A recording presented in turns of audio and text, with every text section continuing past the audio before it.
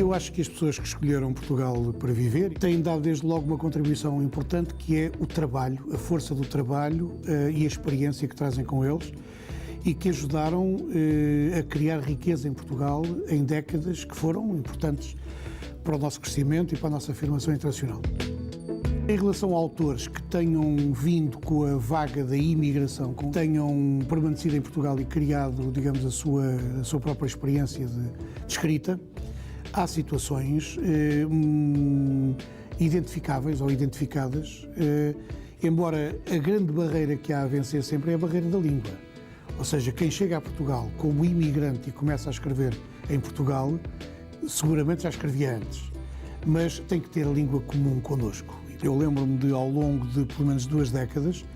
vários autores brasileiros que escreviam também para telenovelas, para seriados, etc., e que também escreviam livros, terem estado em Portugal, num período em que a situação do Brasil não era tão folgada e tão promissora como é hoje, e eles estiveram aqui, escreveram aqui, produziram a sua literatura aqui, e, portanto, esses são casos exemplares de uma presença imigrante que se transforma também numa experiência criadora.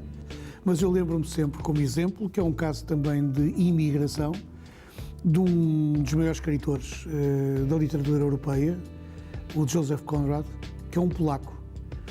que vai para a Inglaterra, se torna oficial da Marinha Mercante inglesa e que se transforma, escrevendo em inglês, num dos maiores escritores da literatura europeia.